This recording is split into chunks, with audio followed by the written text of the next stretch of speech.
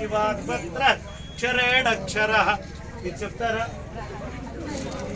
చెప్పాలా?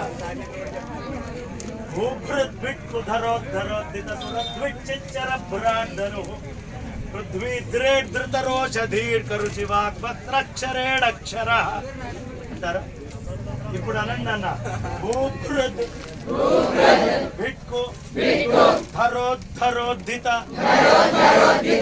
సురద్విచ్చి చరభ్రాండను పృథ్వీ ధృత రోషధీర్క రుచివాగ్వత్రః క్షరే అక్షరః. కదా కొన్ని కొన్ని వినేటప్పుడు టఫ్గా ఉంటాయి, ఎంటర్ అయిపోతే సింపుల్గా ఉంటాయి. అర్థమైందా? Only it depends upon how much you practice, how strong your will is. Will స్ట్రాంగ్గా ఉందనుకో ఏదైనా సాధించచ్చు ఈ సృష్టిలో. అది సాధించి మీరందరూ కూడా ఇవాళ ఇక్కడికి వచ్చారు. నేను మనస్ఫూర్తిగా కోరుకుండేది, నేను ఎక్కడెక్కడో తిరుగుతున్నాను, మొత్తం దేశం అంతా నా ఇష్టం వచ్చినట్టు పైన పడుగు లేకుండా అచ్చోసిన అమ్మోదిలా తిరుగుతాను.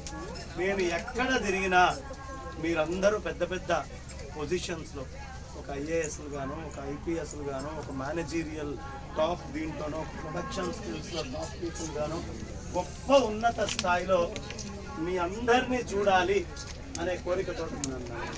What ever it is, A field అయినా మీరు ఎంచుకోండి. మీరు ఎంచుకున్న ఫీల్డ్లో మీరు టాప్ పర్సన్గా ఒక పేరు ప్రతిష్ట తెచ్చుకొని ఉండాలి. అలా నాకు కనిపించాలి. ఇక్కడ ఎందుకు చెప్తున్నా మాట అంటే, అమ్మవారి సన్నిధిలో మనస్ఫూర్తిగా మీ అందరి గురించి కోరుకోవాలని దిగ్విజయంగా అభివృద్ధి కావాలి. చక్కగా సరస్వతి అమ్మవారికి వాళ్ళన్ని యాగాలు జరిగినాయన్న, అన్ని యాగాల రక్ష పెట్టుకొని మొత్తం అంతా చూస్తే, మీకు టైం ఉంటే పెద్ద పెద్ద టాప్ స్కాలర్స్ వచ్చి మాట్లాడతారు. ఇది అయిపోయిన తర్వాత ఇవాళ అక్కడ చెరువు ఉంది కదా, ఆ చెరువులో మొత్తం లైట్లు పెట్టి ఇండియా వరల్డ్ కప్లో గెలిచిన దానికంటే కూడా ఎక్కువ బాణాసంచా తెచ్చి అక్కడ బాణాసంచా పేలుతుంటే సీతారాములు చక్కగా చెరువులో అద్భుతంగా ఊరేగింపు, అలా తెప్పోత్సవం అవుతుంది. అది ఎవరెవరు చూడగలరో, ఎవరెవరికి శక్తి ఉందో, ఎవరి ఒంట్లో ఓపిక ఉందో, ఎవరి బుద్ధిలో ఆలోచన ఉందో, ఎవరికి దాని పట్ల దృష్టి ఉందో వాళ్ళందరూ కూడా సమయం ఉంటే ఉన్నారు. నిన్న వాసుదేవ ముందు ఒక్కసారి అందరూ చెప్పండి అమ్మా. మాతృదేవో భవ, పితృదేవో భవ, ఆచార్య దేవో భవ, అతిథి దేవో భవ. కళ్ళు మూసుకొని మీ అమ్మగారి రూపం తలుచుకోండి. ఎవరు వాళ్ళ అమ్మగారిని తలుచుకోండి.